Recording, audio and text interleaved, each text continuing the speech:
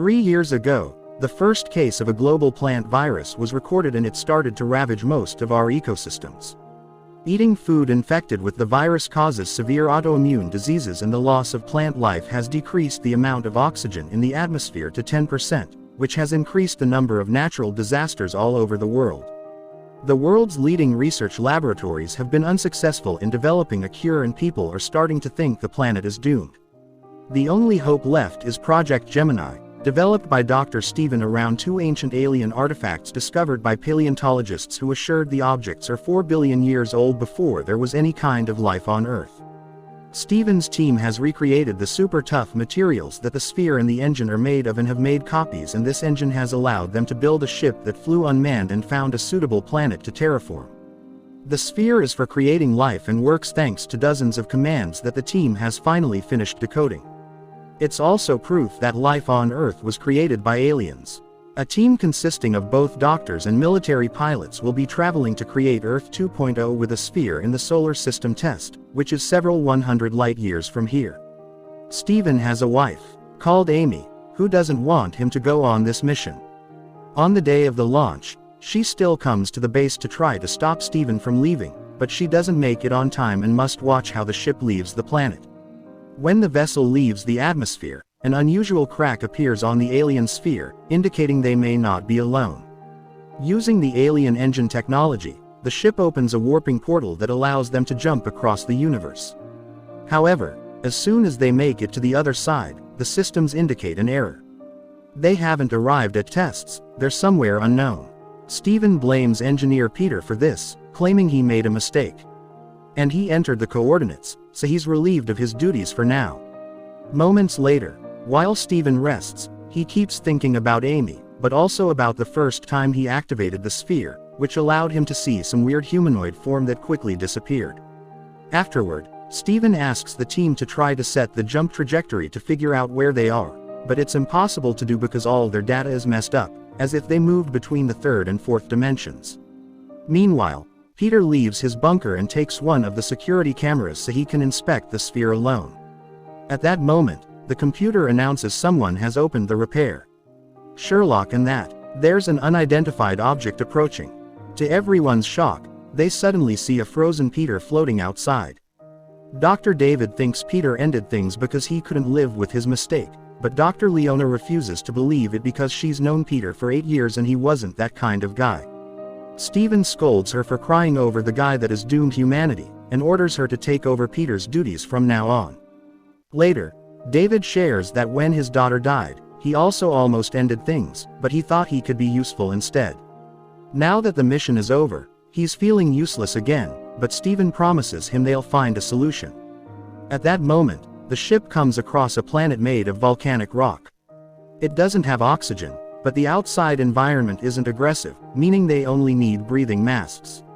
Stephen thinks it's the perfect alternative to carry on their plan and is eager to land, but Captain Ryan stops him, pointing out they didn't do a proper examination of the planet yet, so Stephen is recklessly risking the safety of the crew. Stephen doesn't care though, and reminds everyone he's the one calling the shots here. The team will go down on a shuttle while Officer Richard stays on the mothership. As soon as the shuttle comes closer to the planet, they encounter a very aggressive storm, so they have to activate the braking thrusters to slow their fall. It'll also use up all their fuel and prevent them from coming back, but it's their only chance to survive. As the shuttle hits the ground, the crew passes out, and Stephen dreams of the time he gifted Amy a bracelet made with a particular part of the old sphere, trying to connect the two most important things to him. Moments later, the crew wakes up and immediately gets back to work. The shuttle hasn't received critical damage, but the fuel is low and they're stuck here. Stephen doesn't see the problem with this, because they came to stay for 4 years, and even if they didn't land on the spot they wanted, he's sure they can use one of the huge caves as a dome for the sphere to be launched in. Meanwhile, in the hidden quarters of the shuttle, a weird goo drops off the walls in the mothership. Richard does an inspection of the other rooms and finds this goo as well, together with the missing camera. Once everyone is properly suited up, the crew takes the sphere to the nearest cave and activates it successfully. Then they return to the shuttle to begin collecting data, but Ryan interrupts their work to announce martial law is in effect in the station to explain his decision. He shares some files Richard sent him while the doctors were working.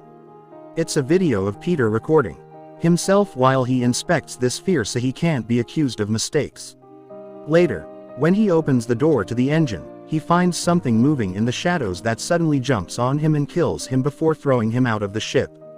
The camera can't capture the shape of this creature, but Richard explains he's checked all the footage and that alien has been with them since they left Earth because it traveled inside the sphere like the Trojan horse. It probably caused the failure during the jump, but it's not on the mothership anymore. It's gone down to the planet with the shuttle. Richard can track it because the alien causes interference in the electromagnetic field, explaining the bad recording. The discussion suddenly interrupted by David, who was noticing something weird on the system. The sphere is running a different program than the one they uploaded. Steven wants to go back to the sphere, but Ryan stops him, reminding him that he won't allow him to lead anymore and accusing him of keeping secrets. Ryan reveals Richard's also found footage of Steven seeing that weird shape back on Earth months ago, so he knew there was potential for a threat, and yet he told nobody, meaning Peter's death is his fault. Offended by this accusation, Steven rushes out of the room while thinking about all the work he and David put into this project. Steven hadn't been sure. David should have come with them because he was still grieving, but David convinced him he was fine and wanted to make a better Earth to prevent other kids from dying like his daughter did. Moments later, Steven meets with David and asks him to sneak out with him through the airlock to check on the sphere. David doesn't want to disobey Ryan, but Steven changes his mind by reminding him of his daughter in the future of the planet. As soon as they make it to the cave, they notice the sphere is creating an alien life form faster than it created life on Earth because someone readjusted the settings. Steven immediately begins working on the sphere settings, ignoring David's pleas to leave and discuss things with everyone. At that moment, David notices on their radar that the alien is getting closer, so he fires a warning shot to try to make Steven move. Steven responds by taking out his own weapon, but before things can get ugly, they notice the aliens already entering the cave. After Steven grabs a piece of the sphere to take with him, both men begin running away, noticing the creatures getting closer because of its shadows and the noises it makes. They finally get a full view of it when they leave the cave, but before the creature can attack them, they manage to get back into the shuttle and shut the airlock. David calls Steven out for risking their lives. But Steven reminds him this fear is more important than next time he won't hesitate to shoot. Then Ryan shows up to scold Steven as well, and when Steven explains they'll have to use force to stop him, Ryan punches him. Suddenly the computer raises an alarm to let the crew know the module's integrity has been compromised. Leona leaves her room to check the issue and finds lots of goo in the corridor, only to suddenly be pulled back into a different area. It's Frank who informs her the alien has made a hole in the low deck and now is in the lander. Very carefully, the pair makes their way to hide in the lab where it's getting very hard to breathe. In a flash, the lights go out and a strange noise can be heard coming from behind the plant units. This means the alien is here, so Frank pushes Leona out of the room, and as she runs down the corridor she can hear Frank's screams while the alien kills him. Leona meets with the rest of the team in the control room and tells them what happened, prompting Ryan to scream at Steven for bringing the alien back with him. The creature entered by making a hole in the hull. It also has damaged the generator and the cameras aren't working, so they've lost contact with Richard and they don't have visuals on the rest of the ship. Their only solution is to go to the backup generator and reconnect. Anything which is extremely difficult to pull off if they can't track the creature, prompting Steven to volunteer to go since it's his fault. With his weapon out, Steven carefully makes his way to the generator and manages to bring back the communication system. The team can track the alien now and warn Steven that it's near him, but as soon as Steven tries to leave, he begins hearing those noises. Luckily, Ryan thinks fast and drags him back into the control room by using a metal rope. Then the team makes a plan together to smoke the alien out of the ship. While Steven waits outside to play bait, Leona opens the airlocks, followed by the lab. Or rushing to hide in another room as the alien comes out, the creature quickly begins making its way through the airlocks, but when Richard tries to turn on the engine to burn it out, he can't because the alien is interfering with the signal. Steven runs for his life and Leona comes to help him, but at that moment the alien comes out and Richard regains access to the engine. Steven and Leona run back inside as the creature is hit by the fire, but this isn't enough to kill it and it tries to reach Steven, who was being dragged inside by David. The alien's tentacle hurts David's arm right as they close the door, leaving the creatures live inside. While the beast returns to the cave, Ryan shuts the airlocks and the others get to reseal the hole. Moments later, the team finds Frank's body, and while Leona decides to end things for herself because of her grief, Steven thinks about Amy again. She had tried to convince him not to leave by explaining she was working on a vaccine, but more importantly, she was pregnant. Yet this was still enough to make Steven stay because saving Earth was more important than his personal life. David goes to the lab to get his wound bandaged, and Steven brings the tentacle to study it. He discovers the creature is a bio-robot made from the same material as this here, which means the sphere's goal has always been to make these beasts. Steven informs David that the tentacle has infected him with a bacteria with a very powerful defense mechanism, meaning his blood now holds the key to making a vaccine to save Earth. As soon as Steven makes a cut on the tentacle, the lights go crazy and he remembers the image he saw back on Earth, meaning the alien is a transponder and this is the way his race colonizes planets. Steven decides they need to kill the alien and restore the sphere settings, but Ryan locks him up in the lab and tells him he's under arrest for putting everyone's life at risk. Ryan points out lives are expendable.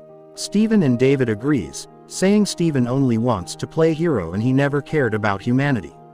This makes Steven remember her last argument with Amy, who accused him of having a savior complex before throwing her bracelet away. Steven continues to do his research in the lab and gets a theory that Richard confirms when he checks the travel logs. They didn't jump through space, they jumped through time. They're still on Earth, but 4 billion years in the past before life existed, and the clone sphere they brought is the same one the paleontologists find later in the future. Ignoring the fact David's wound is getting worse, Steven gets excited. And he realizes the spear fragment he grabbed earlier is the same one he uses in the future to make Amy's bracelet, so he proceeds to write a message on it to teach Amy how to activate the sphere they left behind. Meanwhile, in the present, Amy shows up at Steven's lab while trying to deal with the new, saying the team failed their mission. Suddenly, Richard brings worrisome news to Steven. Ryan is preparing explosives to blow up the sphere and has turned off his radio to avoid complaints. Steven asks Richard to reopen the airlock so he can get out, and as soon as he finds Ryan with the bombs, he begins explaining they can make a better plan than this. Their conversation's interrupted. A shot that kills Ryan out of the blue. It's David who's escaped through the airlock and has gone to range because of the infection, making him think the alien has chosen him to help. It makes things right because humans are a malfunction from the sphere. Steven throws Leona's Rubik cube at the wall to distract David and lands a shot on him, prompting David to run away. Wounded afterward, Steven activates the bomb before going outside to shoot a flare to get the alien's attention. Steven makes it chase him to the control room and locks it up there, but as he runs down the corridor, David opens fire on him and pushes him into hiding. At that moment, the alien breaks down the door and approaches Steven, who manages to get it off him with a quick shot. The alien chases Steven as he begins to run away, and when he makes it back to the control room, he bumps into David, who tries to kill him. His actions are stopped by the alien showing up and killing him first, giving Steven the chance to run out of the shuttle right before the bomb finally explodes and kills the beast. Steven passes out outside for a few seconds and is woken up by Richard trying to contact anyone alive. Richard wants to come to save him, but the storm is too strong and Steven tells him to stay back while he returns to the cave to use the sphere. Meanwhile, in the present, Amy finds her bracelet again and finally notices the message, so she uses it to activate the sphere as well.